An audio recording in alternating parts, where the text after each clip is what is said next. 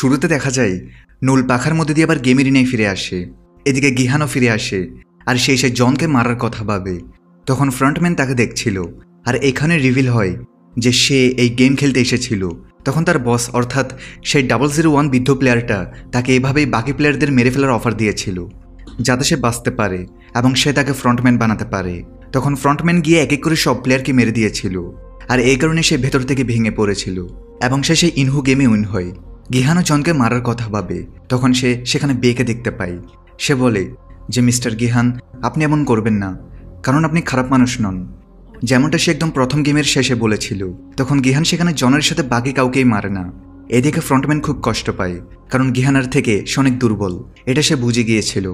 ততক্ষণে matter Junho island খুঁজছিল।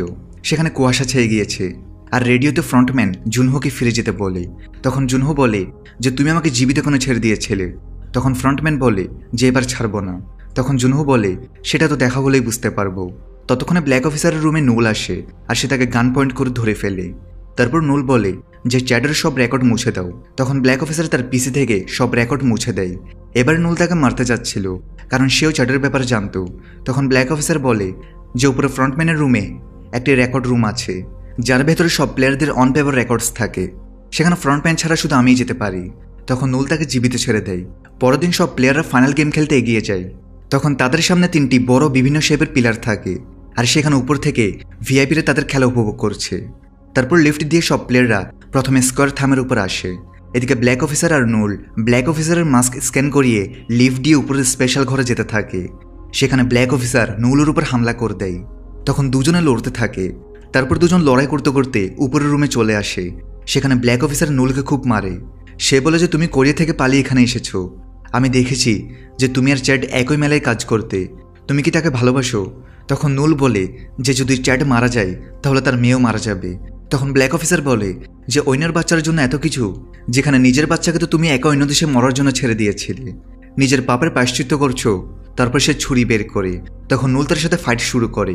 তবে ব্ল্যাক অফিসার নুলকে আবার মারে। সে বলে যে আমি আমার কাছের একজনকে কিডনি না থাকার কারণে হারিয়েছি, এই জন্য এখানে এসে আমি কিডনি বিক্রি করি। তারপর সে নুলের পেটে ছুরি ঢুকিয়ে বেশ আহত করে দেয়। তখন ব্ল্যাক অফিসারকে তার সঙ্গী জানায় যে এখন গেম শুরু হতে চলেছে। তখন ব্ল্যাক অফিসার সেখানে গেম লাইভ করে, সাথে সে সব প্লেয়ারকে এগোতে বলে। এদিকে নুল হ্যাঁচড়াতে হ্যাঁচড়াতে সেখান থেকে লিফটের কাছে আসে আর সে বন্দুক নিতে যায়। এটা ব্ল্যাক অফিসার দেখে ফেলে, কিন্তু ব্ল্যাক অফিসার তাকে কিছু করার আগেই নুল বন্দুক নিয়ে তাকে মেরে দেয়। অন্যদিকে সব প্লেয়ারদের বলা হয় যে তাদের এই 3টি থাম পার করতে হবে। তাদের অন্য প্লেয়ারে যাওয়ার জন্য 15 মিনিটের ভেতর সবাইকে মিলে কোনো একজনকে নিচে ফেলে দিতে হবে। এভাবে সেকেন্ড প্লেয়ারে গিয়ে আরেকজনের এবং থার্ডে গিয়ে একজনকে নিচে ফেলে দিয়ে বাকিরা জিতে যাবে। অর্থাৎ এক প্লেয়ারে একজনের মৃত্যু হবে। শেষ প্লেয়ারে যতজন থাকবে তারা জিতে যাবে। যদি তারা কাউকে নিচে না ফেলে তাহলে তাদের সবাইকে মেরে ফেলা হবে। তখন সেখানে সবাই গিহান আর বেবিকে দেখছিল। তখন গিহান একটু ভয় পেয়ে যায়। অন্যদিকে জেরি ট্যাবলেট খেতে না পারায় তার অস্থিরতা বেড়ে যায়।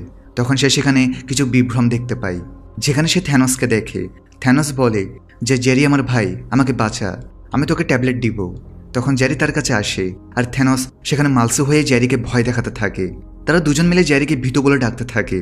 তখন জেরি তাদের লাথি মারার চেষ্টা করছিল। এবার সবাইকে গেম শুরু করার জন্য একটি বাটন চাপতে হবে যাতে ওই টাওয়ারের রাউন্ড শুরু হয়ে যায়। গেম প্লে করার বাটনটি ঠিক মাঝখানে ছিল। তখন সেখানে জন সেটা চেপে দেয়। এবার তাদের যেভাবেই হোক 15 মিনিটে গেম শেষ করতে হবে। তখন সেখানে জন সবার সাথে মিলে বেবিকে মারার সিদ্ধান্ত নেয়, কারণ তার মা আগেই মারা গেছে আর এই বেবি তার জায়গা পেয়েছে। তারা ভোটিং করে বেবিকে মারার সিদ্ধান্ত নেয়। তখন সেখানে জ্যাকও তার সঙ্গ দেয়। তারপর জ্যাক বলে যে বেবি সঠিক অপশন, কিন্তু গিহান তাকে হাত থেকে ছাড়বে না। তখনই জ্যাক বলে উঠে আমরা এটা পরের রাউন্ডে গিয়ে ভাববো, এই রাউন্ডে আমাদের কাছে জ্যারিও তো অপশন আছে। তখন সেখানে সবাই জ্যারিকে দেখে। তারপর সেখানে সবাই ভোটিং করে জ্যারিকে আগে মারার সিদ্ধান্ত নেয়। তারা জ্যারির কাছে আসে, কিন্তু সবাই তার কাছে যেতে ভয় পাচ্ছে, কারণ যেই তার কাছে যাবে সে তাকে ধরে নিচে ঝাঁপ দিয়ে মারতে পারে। জ্যাক সেখানে একটি স্টিলের পাইপ দেখে, সে সেটা নিয়ে নেয় আর বলে যে গেমওয়ালারা এটা এই জন্যই দিয়েছে, হয়তো তারা এটা দিয়ে তারা কাউকে নিচে ফেলতে পারবে। তারপর জ্যাক লাঠি নিয়ে এগোয়। জ্যারি খুব কষ্ট পায়। সে বলে আমি তোমাদের কি ক্ষতি করেছি? তখন তার বন্ধুর কথা মনে পড়তে থাকে। সে জ্যারিকে তার সাথে চলে যাওয়ার জন্য বলে এবং হাত বাড়ায়। তখন জ্যারি তার হাত ধরে। ওই হাতেই জ্যাক লাঠি দিয়ে জ্যারিকে নিচে ফেলে দেয়। তখন সেখানে সবাই খুশি হয়। অন্যদিকে নুল রেকর্ড রুম খুঁজতে থাকে। তখন সে একটি রুমে ফ্রন্টম্যানের একটি মূর্তি দেখে। সেখানে গিয়ে অন্য রুমের ভেতর সে রেকর্ড রুমও পেয়ে যায়। এবার গেমে স্কোয়ার টাওয়ার থেকে ট্রায়াঙ্গেল টাওয়ারে যাওয়ার জন্য ব্রিজ খুলে যায়। তখন সব প্লেয়াররা সেটা পার করে ওয়েনো টাওয়ারে চলে আসে। এবার সব ভিআইপিদের মনে হয় যে এখন গিহান আর বেবির মধ্যে একজন মরবে, কিন্তু সেখানে তারা জানতো না যে গিহান যে কোনো সময় যে কোনো কিছু করতে পারে।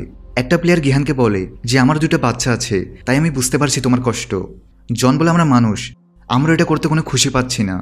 একজন বলে তার মা বেঁচে নেই, তাই বাচ্চাটা মা ছাড়া বেঁচে কষ্ট পাওয়া থেকে এখানে বিনা কষ্টে দুনিয়া থেকে চলে যাওয়া ঠিক হবে। আমরা তোমাকে বেবিকে মারতে বলছি না, তোমাকে কিছুই করতে হবে না, তুমি শুধু বেবিটাকে নিচে রেখে দাও, আমরা এই লাঠি দিয়ে সে কাজ করে দিচ্ছি। গিহান বেবিকে দেয় না। তখন জ্যাকো আবার তাদের কথা মেনে নেয়, কিন্তু এখন তারা গিহানের কাছে যেতে ভয় পাচ্ছিল। সেখানে এক লোক তাকে ভয় দেখানোর জন্য তার কাছে আসে। তখন গিহান বলে যে আমি তো এমনিতেই এই বেবিকে ছাড়বো না, কিন্তু যদি তুমি আমাদের দুজনকে মেরে দাও তাহলে পরের গেমে তোমাদের 5 জনকে আরও একজনকে মারতে হবে, তারা তোমাকেই মারবে। এদিকে সময় চলে যাচ্ছিল। তখন গিহান সেই লোকটিকে ভয় পাওয়াতে থাকে যে এখন তুমি আমাকে মারার চিন্তা করছো, আর ওরা পরের রাউন্ডে তোমাকে মারার চিন্তা করছে। তখন ওই লোকটা গিহানকে ফেলতে মানা করতে থাকে, আর এই কাজটা অন্য কাউকে করতে বলে। পরের রাউন্ডে তারা সবাই ফেসে যেতে পারে, এটা বলে তারা তর্কতর্কি শুরু করে। তখন জন সবাইকে শান্ত হতে বলে। সেখানে জিমিন বলে আরে সে আমাদের বিভ্রান্ত করার চেষ্টা করছে, আমরা তাকে ফেলে দিতে গেলে সে বাধ্য হয়ে বাচ্চাটা ফেলে দিবে। তারা যখন এগুলো নিয়ে তর্কতর্কি করছিল তখনই জ্যাক তাদের একটা বুদ্ধি দেয়, তা হলো রক পেপার সিজার্স। তারা এটা খেলে সিদ্ধান্ত নিতে পারে যে কে গিয়ে গিহানকে ধাক্কা দিবে। এরপর সেই গেমটিতে এক লোক হেরে যায়। এখন তাকে সবার আগে গিয়ে গিহানকে ফেলতে হবে, আর বাকি সবাই তাকে প্রোটেক্ট করবে। অন্যদিকে চ্যাডের পেছনে গার্ডার চলে এসেছিল, গার্ডার তার উপর গুলি চালাতে থাকে। তখন চ্যাড নিজের বন্দুক দিয়ে তাদের একজনকে গুলি করে মেরে ফেলে, কিন্তু তারপর তার গুলি শেষ হয়ে যায়। তখন গার্ডার এসে চ্যাডকে ধরে ফেলে, আর যখনই তারা তাকে গুলি করতে যাচ্ছিল তখনই পেছন থেকে জুনহার ম্যাট এসে তাদের সবাইকে স্ন্যাপার দিয়ে মেরে ফেলে। এদিকে সবাই মিলে গিহানার থেকে বেবিকে নেওয়ার জন্য এগোয়। তারপর তারা বলে যে গিহান, বেবিকে নিয়ে আমাদের কাছে চলে এসো, আমাদের কাছে একটা রাস্তা আছে, আশা করি তোমার পছন্দ হবে। আমরা সবাই একসাথে ফিতা বের করে কে মরবে তা ঠিক করব। এখানে ছোট থেকে বড় ফিতা আছে। কিন্তু গিহানার তাদের উপর বিশ্বাস ছিল না, আর তখনই তাদের মধ্যে থেকে এক লোক গিহানার থেকে বেবি নিতে যায়। গিহান সেখানে ফ্রন্টম্যানের দেওয়া ছুরিটা বের করে, আর ওই লোকটিকে সেখানেই ধরে ফেলে। সে খুব ভয় পেয়ে গিয়েছিল। এবার লোকটি গিহানকে ফাঁসানোর পরিকল্পনার দোষ বাকিদের উপর চাপিয়ে দেয়। তখন সুযোগ দেখে জ্যাক ওই লোকটিকে লাঠি দিয়ে নিচে ফেলে দেয়। তখন গিহান এটা থেকে চমকে যায়। তখন জ্যাক বলে যে আমি তোমার সাথে আছি। এটা দেখে ভিআইপিটা খুব মজা পেতে থাকে। এখন জ্যাক আর গিহান এক হয়ে গেছে। সেখানে জন বলে যে এখন সে মরে গেছে, তো এখন আমরা আরামে এগোতে পারি, পরের রাউন্ডে কাকে মারতে হবে সেটা সেখানে ভেবে নিব, এই জন্য তোমরা এখন শান্ত হও। তখন জ্যাক মানা করে দেয়, কারণ তারা 2 জন ছিল আর সামনে ছিল 4 জন। জন বলে যে তুমি আমাদের সঙ্গীকে মেরেছ, তুমি গিহান আর বেবিকে ফাঁসিয়ে তাদের মারার আইডিয়া করেছিলে, কিন্তু তোমার প্ল্যান ছিল আমাদের সঙ্গীকেই মারা।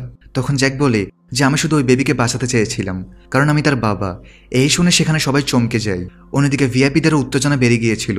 তো জনের সাথে সবাই বলে যে তুমি তাকে মারার জন্য তাহলে কেন বলেছিলে? তখন জ্যাক বলে যে আমি এখান থেকে ড্যানির সাথে বেরোতে চেয়েছিলাম, কিন্তু তারা আমার উপর ভরসা ছিল না। তখন গিহানের মনে পড়ে যে সে ড্যানির সাথে কথা বলেছিল। যাই হোক, এখন জ্যাকও গিহানের সাথে থাকা অস্ত্র দিয়ে বাকি 4 জনকে হারাতে চায়। তবে গিহানের এখনও জ্যাকের উপর পুরোপুরি বিশ্বাস ছিল না। ছোট্ট একটা ব্রেক দিয়ে আবার মূল ভিডিওতে ফিরে যাচ্ছি। বর্তমানে বিশ্বের অন্যতম জনপ্রিয় বিশ্বস্ত অনলাইন বুকমেকার প্ল্যাটফর্মের সাথে তোমাদের পরিচয় করে দিতে চাই, যার অফিসিয়াল পার্টনার হচ্ছে সিরিয়া এবং পিএসজি। এই অ্যাপে তুমি সমস্ত লাইভ ম্যাচের ফলাফল এবং লাইভ ম্যাচ দেখতে পারবে, এমনকি তুমি স্কোর অনুমান করতে পারবে। এই অ্যাপে রয়েছে ক্র্যাশ গেম থেকে শুরু করে online salt, live match streaming এবং রিয়েল টাইম গেমিং, যেখানে তুমি আইফোন, ল্যাপটপ এমনকি বিএমডাব্লিউর মতো পুরস্কার জিততে পারো। কিন্তু সবার সেরা পছন্দ অবশ্যই চিকেন রোড।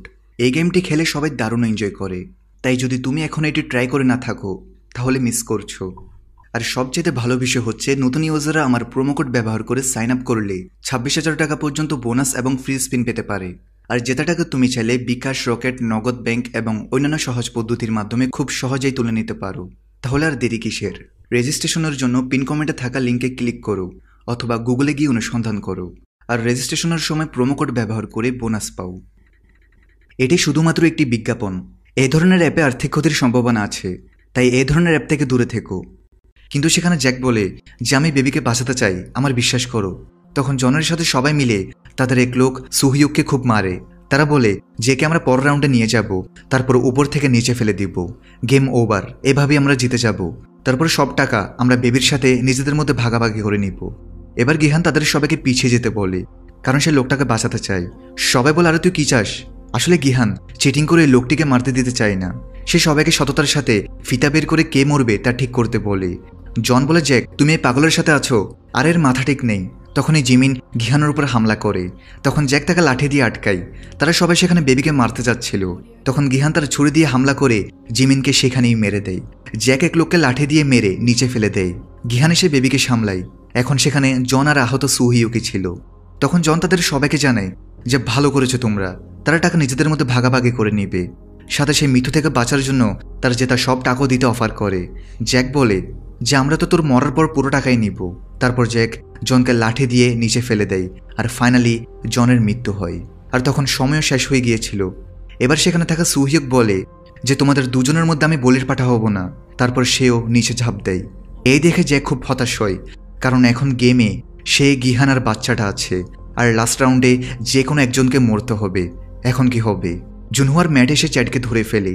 তখন চ্যাট বলে যে আমি গার্ডের মধ্যে নই, আমিও তাদের কাছ থেকে পালাচ্ছি, আমি আহত হয়ে আছি। তখন জুনহু ম্যাটের ডিভাইস দিয়ে তাকে চেক করে। তখন সে জানতে পারে যে সে একজন প্লেয়ার, সে সেখান থেকে পালিয়েছে। তখন জুনহু জিজ্ঞেস করে যে ওই আইল্যান্ড কোথায়। তখন চ্যাট ইশারা দিয়ে দেখিয়ে দেয় যে আইল্যান্ডটা কোন দিকে। এদিকে জ্যাক আর গিহান দুজনেই বেবির সাথে বেঁচে আছে। দুজনেই দেখে যে বেবি এখন ঠিক আছে, সেখানে ব্রিজ তৈরি হয়ে গেছে। এখন জ্যাক এগোয়, তারপর গিহানও সেখানে আসে।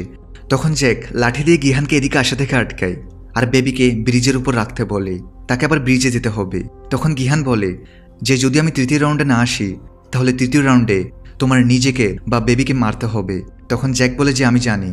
গিহান বুঝতে পারে যে জ্যাক বেবিকে মেরে সব টাকা নিজে রাখতে চায়। এবার 5 মিনিটের ব্রিজ বন্ধ হতে যাচ্ছিল। তখন সেখানে সব ভিআইপিদের কাছে জ্যাককে খুব খামখেয়ালি মনে হয়। ওদিকে নুল গিয়ে রেকর্ড রুমে চ্যাটের রেকর্ডস খুঁজে পায় আর সে সেগুলোকে পুড়িয়ে দেয়। সেখানে সব গার্ডের রেকর্ডের ফাইলও ছিল।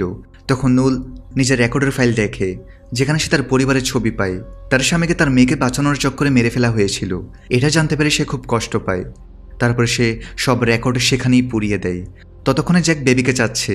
তখন গিহান বলে যে আমরা যদি 3 জনই ব্রিজে না যাই তাহলে আমরা 3 জনই মরব। জ্যাক বলে এতে আমার কিছু যায় আসে না।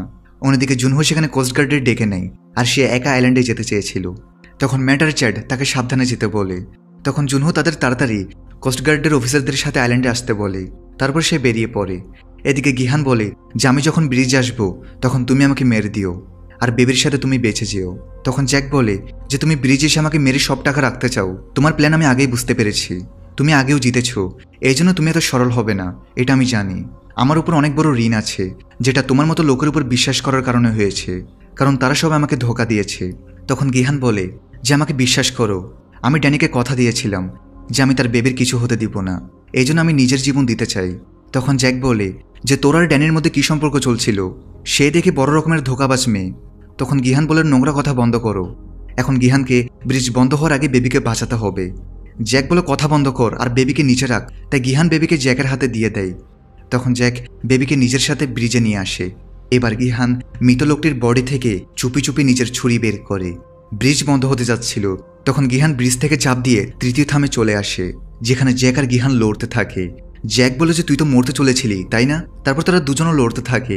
শেষ রাউন্ডে শুরু করার আগে বাটন চাপতে বলা হয়, কিন্তু তারা দুজন সেটি করা ছাড়াই লড়তে থাকে। তখন জ্যাকের লাঠি নিচে পড়ে যায়, এই জন্য সে বেবিকে নিচে ফেলে দেওয়ার হুমকি দেয় যে আমার কাছে আসিস না, না হলে আমি বেবিকে নিচে ফেলে দিব। সত্যি বলছি, আমি বেবিকে নিচে ফেলে দিব। তখন গিহান তাকে আটকায়। গিহান সেখানে ছুরি নিচে রাখে। জ্যাক নিজেরই বাচ্চাকে মারার জন্য তৈরি, এটা দেখে গিহান খুব কষ্ট পায়। তারপর সেখানে জ্যাক গিহানকে মারতে যায়। ঠিক তখনই গিহান তাকে আটকায়। তাদের মধ্যে তুমুল লড়াই শুরু হয়, আর এই লড়াইয়ের মধ্যে দুজনই উপর থেকে নিচে পড়ে যায়। তবে ভাগ্যবশত গিহান সেখানে রড ধরে ফেলেছিল, দুজন ঝুলেছিল।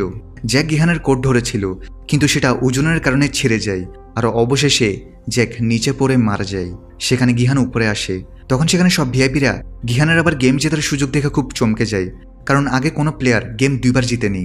বেবি এখনও সেখানে ছিল, কিন্তু গিহান দেখে যে এখনও সেখানে গেম শুরুর বাটনে চাপই পড়েনি। নিয়ম অনুযায়ী বাটন চাপ পড়ার পরেই তাদের একজনের প্রাণ নিতে হবে। এখন কি হবে? ততক্ষণে কোস্টগার্ডরা এসে চ্যাটার ম্যাটের সাথে দেখা করে। ড্রোন দিয়ে তাদের ফ্রন্টম্যানও দেখে ফেলেছিল। নিচের পানির রাস্তা দিয়ে জুনহু আইল্যান্ডের দিকে যেতে থাকে। অন্যদিকে গিহান গিয়ে বাটন চেপে দেয় আর সে বেবিকে কোলে তুলে নেয়, যেখানে এখন নিয়ম অনুযায়ী তাদের দুজনের মধ্যে একজনকে মরতে হবে। এই ব্যাপারটা ফ্রন্টম্যানের রুম থেকে নুলও দেখছিল, যে কিনা নিজেকে শেষ করতে যাচ্ছিল। সব ভিআইপিরা চাইছিল যে গিহান বেবিকে মেরে দিক। তখন সেখানে গিহান বেবিকে নিচে রাখে। তারপর গিহান বেবির চুমু খেয়ে ভালোভাবে জীবন কাটানোর জন্য বলে। তারপর সেখান থেকে গিহান একা উঠে কিনারায় আসে। সে বলে যে আমরা মানুষ, পশু না। আর এই মেসেজটা ফ্রন্টম্যানের জন্য ছিল। এবার গিহান সেখান থেকে বেবিকে জীবিত রাখার জন্য নিজে নিচে ঝাঁপ দেয়, যেটা দেখে সব ভিআইপিরাও নিজের চোখে বিশ্বাস করতে পারছে না। ঘোষণা করা হয় প্লেয়ার 456 এলিমিনেটেড। আর এই গেমের উইনার ইন্টারেস্টিংলি বেবি হয়েছে। তখন নুলও গিহানের সাহস দেখে নিজেকে জীবিত রাখার কথা ভাবে। এদিকে ফ্রন্টম্যান তাদের সবাইকে সেখানে এমার্জেন্সির কারণে বেরিয়ে যেতে বলে। সাথে সে আইল্যান্ডের সব বোমা অ্যাক্টিভেট করে দেয়, যেটা 30 মিনিটেই ফাটবে আর পুরো আইল্যান্ড ধ্বংস হয়ে যাবে। তখন ওই বোমাগুলো আইল্যান্ডে অ্যাক্টিভেট হতে জুনহো দেখে ফেলে, তাই সে দ্রুত উপরে ওঠে। তারপর নুল ব্ল্যাক অফিসারের মাস্ক পরে লিফট দিয়ে নিচে যেতে থাকে। ততক্ষণে ফ্রন্টম্যান এসে গিহানের লাশ দেখে, যে হেরে গিয়েও জিতে গিয়েছিল। ফ্রন্টম্যান নিচে জিতেও হেরে গিয়েছিল। অন্যদিকে জুনহো ফ্রন্টম্যানের ঘরে আসে।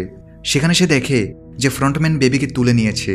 তখন সে আয়নাগুলো ভেঙে দেয়, যেখানে দুই ভাই মুখোমুখি ছিল। কিন্তু সেখানে জুনহো জিজ্ঞেস করে যে তুমি এটা কেন করলে। তখন ফ্রন্টম্যান কিছু না বলেই লিফট দিয়ে নিচে চলে যায়। আর জুনহো ভাই হিসেবে তাকে কিছু করতে চাইলো আর কিছু করতে পারে না। কিছুক্ষণ পরে সেখান থেকে সব ভিআইপিরাও হেলিকপ্টার দিয়ে বেরিয়ে যায়। বাকি সব গার্ডরা নিজেদের গাড়িতে করে বড় শিপে আসে। তাদের মধ্যে একজন নুলও ছিল। তারা সবাই আইল্যান্ড ছেড়ে বেরিয়ে যায়। আর শেষে আমরা সব গেমের অ্যারেনা দেখতে পাই।